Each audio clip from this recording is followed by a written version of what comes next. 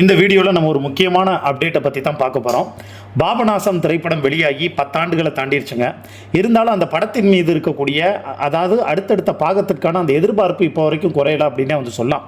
திருஷ்யம் படத்தோட முதல் பாகத்தின் வெற்றியை தொடர்ந்து தமிழ், கன்னடம் என அடுத்தடுத்து ரீமேக் செய்யப்பட்டு இன்று அந்த படத்தோட 3ஆம் பாகத்திற்கும் அதிகப்படியான எதிர்பார்ப்பு நிலவி வருது அப்படின்னே சொல்லலாம். திருஷ்யம் படத்தை தொடர்ந்து தமிழிலும் இயக்குனர் ஜித்து ஜோசப் பாபநாசம் படத்தை இயக்குனார். மலையாளத்தை தொடர்ந்து தமிழ் வெர்ஷனுக்கு படத்தின் வெள்ளி கதாபாத்திரத்திற்கு நடிகை ஆஷா சரத்தையும் இயக்குனர் அழைத்து வந்தார். பாபநாசம் திரைப்படம் வெளியாகி 10 ஆண்டுகள் கடந்திருப்பதையொட்டி ஆஷா சரத் ஒரு இன்டர்வியூ கொடுத்துருந்தாங்க. மலையாளம் கலந்து தமிழில் பேச தொடங்கிய அவர், வணக்கம், பாபநாசம் படத்திற்காக எனக்கு சிறந்த வெள்ளி விருது கூட ஆனந்த விகடனில் கிடச்சிருக்கு. அந்த விருது எனக்கு ரொம்ப ஸ்பெஷல். அந்த விருது தான் என்னுடைய அலமாரியில் முன்வரிசையில் இருக்கும். அதற்காக இப்போது நான் நன்றி தெரிவிச்சுக்கிறேன்னு ரொம்ப உற்சாகமாக அவங்க பேச ஆரம்பித்தாங்க. அவங்கள்ட்ட சில அடுக்கடுக்கான கேள்விகள் கேட்க ஆரம்பித்தாங்க. பாபநாசம் படத்தை பற்றி பேசுறதுக்கு முன்னாடி, அதாவது பாபநாசம் திரைப்படம் வெளியாகி 10 ஆண்டுகளை கடந்திருக்கு, பாபநாசம் உங்களுக்கு எப்படிப்பட்ட ஒரு திரைப்படம்னு கேட்டதுக்கு அவங்க சொன்ன பதில், பாபநாசம் படத்தை பற்றி பேசுறதுக்கு முன்னாடி திருஷ்யம் படத்தை பற்றி நான் பேசணும். அந்த படத்திற்காக தான் நான் முதலாக ஜித்து ஜோசப் சாரை சந்தித்தேன். அந்த 2 படங்களோட வாய்ப்பையும் நான் கடவுள் எனக்கு அளித்ததா நினச்சேன். 10 வருஷங்களை கடந்திருப்பது எனக்கு ஒரு சாதனையாகவும் பெருமையான தருணமாகவும் இருக்குங்க அப்படிங்கிற மாதிரி சொன்னாங்க. அதுக்கப்புறம் திருஷ்யம் படத்திற்காக முதல்ல ஜித்து ஜோசப் சார் உங்களிடம் கதை சொன்ன பிறகு கீதா கதாபாத்திரம் குறித்து உங்களுக்கு என்ன விஷயங்களை அவர் சொன்னார்னு கேட்டதுக்கு அவங்க சொன்ன பதில், திருஷ்யம் படத்துக்கு முன்னாடி நான் பெரிய படங்களில் நடிக்கலை, பெருசாக படங்களில் நடிக்கலை. முதல்ல பகத் பாசில் நடித்த பரைடே படத்தின் மூலமாக தான் அறிமுகமானேன். பிறகு பிரம்மயோதா என்ற மலையாள படத்தில் மோகன்லால் சாரோட மனைவியாக நடிச்சிருந்தேன். 3ஆவதாக எனக்கு வந்தது தான் திருஷ்யம். இந்த படத்தோட கதையை ஜித்து ஜோசப் சார் என்கிட்ட சொன்னப்போ நான் மீனா நடித்திருந்த கதாபாத்திரத்தில் தான் என்னை நடிக்க வைப்பார்னு நினச்சேன். அதுக்கப்புறம் தான் வில்லன் கதாபாத்திரத்திற்காக என்னை தேடி வந்ததா அவர் சொன்னார். அழுத்தமான கதாபாத்திரம் அது. அந்த கதாபாத்திரத்திற்கு சரியாக பொருந்தி நான் எப்படி நடிப்பேன் என என்னால் அப்போது யோசிச்சு கூட பார்க்க முடியலை. ஜித்து ஜோசப் சாரும் மோகன்லால் சாரும் கொடுத்த நம்பிக்கையில் தான் நான் ஃபஸ்ட்டு அந்த படத்தில் கமிட் ஆனேன் அப்படின்னு சொல்லியிருந்தாங்க. அதுக்கப்புறம் அவங்கள்ட்ட கேட்ட கேள்வி, திருஷ்யம் படத்தை தொடர்ந்து அதனுடைய தமிழ் வெர்ஷனான பாபநாசம் திரைப்படத்திற்கு உங்களை நடிக்க வைக்கிறதுக்கான காரணத்தை ஜித்து ஜோசப் சார் கூறினாரா, நீங்களும் தமிழில் கமிட் ஆனதுக்கு என்ன ரீசன் கேட்டதுக்கு அவங்க சொன்ன பதில், முதல்ல மலையாளத்தில் நடித்த யாரும் தமிழ் வெர்ஷனில் நடிக்கக்கூடாது என ஸ்ட்ரிக்டாக சொல்லிட்டார். கமல் சாரோட இணைஞ்சு நடிக்கிறது அவ்வளவு லேஸ்பட்ட காரியம்லாம் கிடையாது.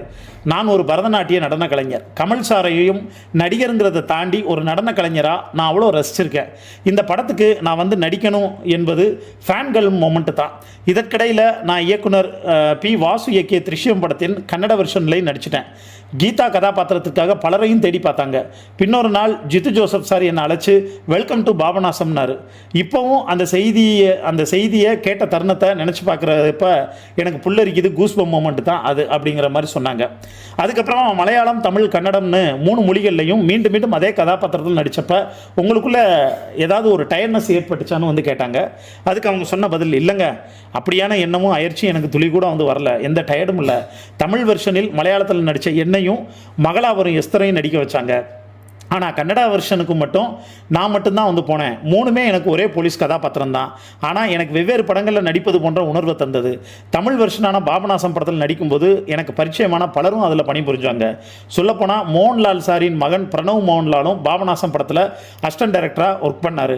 அப்படி எனக்கு நெருக்கமான பலரும் இந்த படத்தில் இருந்ததுனால நான் ரொம்ப கூலாக அந்த ஒர்க்கை பண்ண ஆரம்பித்தேன். மற்றபடி நடிப்பில் சின்ன சின்ன மாற்றங்களை ஒவ்வொரு வெர்ஷன்லையும் நிகழ்த்தணும்னு ரொம்ப கவனமாக இருந்தேன். ஆனால் போருங்கிறது துளி கூட கிடையாது அப்படின்னு சொல்லியிருந்தாங்க. அதுக்கப்புறமா கமலஹாசன் மோகன்லாலோட தீவிர ரசிகர்.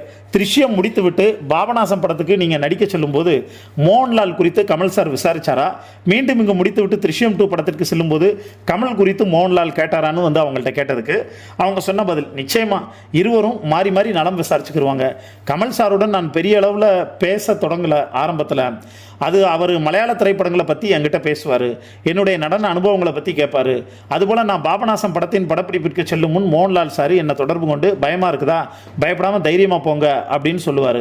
பாபநாசம் படத்துக்கு அப்புறமா எனக்கு தொடர்ந்து போலீஸ் கதாபாத்திரத்தில் நடிக்கிறதுக்கு வாய்ப்பு வந்துச்சு. அதனால தான் தமிழில் பிரேக் வந்துருச்சு. இனி மீண்டும் தமிழில் என்னோட பயணத்தை தொடங்க போகிறேன்னு சொல்லியிருந்தாங்க. அதுக்கப்புறம் அவங்கள்ட்ட கேட்ட கேள்வி, கல்யாணத்துக்கு அப்புறம் உங்களுக்கு சினிமா வாய்ப்புகள் தொடர்ந்து வந்துக்கிட்டு இருக்கே, திருமணத்துக்கு அப்புறம் குடும்பம் சினிமான்னு சமாளிக்கிறது உங்களுக்கு எவ்வளவு சவாலாக இருக்குன்னு கேட்டதுக்கு அவங்க சொன்ன பதில், சொல்லப்போனால் திருமணத்துக்கு முன்னாடி எனக்கு சினிமாவில் பல வாய்ப்பு வந்துச்சு. ஆனால் எங்கள் வீட்டில் என்னுடைய பெற்றோர் ரொம்ப ஸ்ட்ரிக்ட்டு. உன்னோட கணவர் பர்மிஷன் கொடுத்தா நீ சினிமாவில் நடிச்சுக்கன்னு சொன்னாங்க. கடவுள் கொடுத்த பரிசு. என்னுடைய கணவர் என் கனவுகள் அத்தனைக்கும் அவர் மரியாதை கொடுத்தாரு. என்னுடைய கனவுகள் அத்தனையும் புரிந்து கொண்டு என் முடிவில் விட்டு விட்டார். அவருக்கு நான் சினிமாவில் இருப்பது மிகவும் இஷ்டம். எப்போதும் கனவை நோக்கி நகரும்போது பார்ட்னரின் மகிழ்ச்சி நிறைந்த உறுதுணை ரொம்ப ரொம்ப முக்கியம். அப்படியானது தான் இன்னைக்கு வரைக்கும் என்னை நகர்த்தியிருக்கு. சவால்கள் இருக்கும் தான், ஆனால் என்னுடைய கணவரோட உறுதுணையால் அத்தனையும் என்னால் சமாளிக்க முடிஞ்சதுன்னு சொல்லியிருந்தாங்க. தமிழ் சினிமாவில் பல குணச்சித்திர கதாபாத்திரங்களில் நடிகர் லாலைத்தான் நாங்கள் பார்த்துருக்குறோம். அவருடைய இயக்கத்திலும் மலையாளத்திலும் நீங்கள் நடிச்சிருக்கீங்க. அவர் எப்படிப்பட்ட ஒரு இயக்குனர்னு கேட்டதுக்கு அவங்க சொன்ன பதில், லால் சேட்டன் எங்களுடைய குடும்ப நண்பர். நான் காலேஜ் படிக்கும்போது எனக்கு முதலாக கபூலிவாலாங்கிற மலையாள படத்தில் நடிக்க வாய்ப்பு கொடுத்தாரு. ஆனால் அந்த சமயத்தில் என் பேரண்ட்டு நடிக்க சம்மதிக்கலை. அதுக்கப்புறம் அவருடைய இயக்கத்தில் கிங் லயர் படத்தில் நடித்தேன். அவர் அற்புதமான நடிகர் மட்டும் இல்லை, அற்புதமான இயக்குனரும் கூட. லால் சேட்டனும் சித்திக் சாரும் இணைந்து பல திரைப்படங்களை இயக்கியிருக்காங்க. சித்திக் சாருடைய இழப்பு மலையாள சினிமாவுக்கு ஒரு மிகப்பெரிய பேரிழப்புனே சொல்லலாம். தமிழ் சினிமாவுக்கும் அது ஒரு மிகப்பெரிய பேரிழப்பு தான். அவர் ஒரு பெரிய லெஜண்ட் அப்படின்னு சொல்லியிருந்தாங்க. ஜெயராமும் காளிதாஸ் ஜெயராமும் இணைந்து நடிக்கிற படத்தில் நீங்கள் நடிக்கிறதா கேள்விப்பட்டோமே, அது உண்மையானு கேட்டதுக்கு, ஆமாம் அந்த திரைப்படத்துலையும் நடிக்க இருக்கேன். ஜெயராம் சார் கேரளாவின் பெரும்பாவூரில் என்னுடைய பக்கத்து வீட்டுக்காரரு. அவரோட இணைஞ்சு நடிக்கும் வாய்ப்புகள் இதுவரை அமைஞ்சது ஆனால் தவறிடுச்சு. ஆனால் இந்த முறை கைகூடிருச்சு. மகனும் அப்பாவும் இணைந்து நடிக்கும் அந்த படத்துக்கு நான் ரொம்ப ரொம்ப ஈகராக வெயிட் பண்ணிகிட்டு இருக்கேன், அவளோட காத்திருக்கிறேன்னு சொன்னாங்க. அப்போ மம்முட்டி மோகன்லால் என மல்லுவுட்டின் இரு துருவங்களுடன் நடிச்சிட்டீங்க. இந்த 2 சூப்பர் ஸ்டார்களும் தற்போது மகேஷ் நாராயணன் இயக்கும் படத்தில் நடிக்கிறாங்க. அதுக்கு எவ்வளோ எதிர்பார்ப்போடு இருக்கிறீங்கன்னு கேட்டாங்க. அதுக்கு அவங்க சொன்ன பதில், நான் மம்முட்டி, மோகன்லால், சுரேஷ் கோபின்னு 3 சூப்பர் ஸ்டார்களோடு நடிச்சிட்டேன். மகேஷ் நாராயணன் இயக்கும் படத்திற்கு நான் மட்டுமல்ல, ஒட்டுமொத்த மலையாள சினிமாவும் ஏகப்பட்ட எக்ஸ்பெக்டேஷனோட காத்திருக்கு. அந்த படத்தில் பகத் பாசில், நயன்தாரா என பல நட்சத்திரங்களும் நடிக்கிறாங்க. படத்தை பற்றின பெரிய அப்டேட்கள் எனக்கு தெரியாது அப்படின்னு அவங்க சொல்லி முடிக்கிறப்ப, த்ரிஷ்யம் 3 பற்றி அப்டேட் கொடுங்கன்னு கேட்டப்ப, த்ரிஷ்யம் 3 பற்றி எனக்கு பெரிய லெவலில் அப்டேட் தெரியாது. ஆனால் ஒன்று மட்டும் சொல்கிறேன், கூடிய சீக்கிரம் த்ரிஷ்யம் 3யோட படத்தோட ஷூட்டிங் பார்த்தோன்னா தொடங்க போகுது. அது மட்டும் என்னால் உறுதியாக சொல்ல முடியும்னு அவங்க சொல்லியிருந்தாங்க. த்ரிஷ்யம் படம் எத்தனை பேருக்கு பிடிக்கும், அதில் நடிகை ஆசா சரத்தினுடைய நடிப்பு எத்தனை பேருக்கு பிடிக்குங்கிறத கீழே இருக்கக்கூடிய கமெண்ட் பாக்ஸில் மறக்காமல் மென்ஷன் பண்ணுங்கள். நன்றி.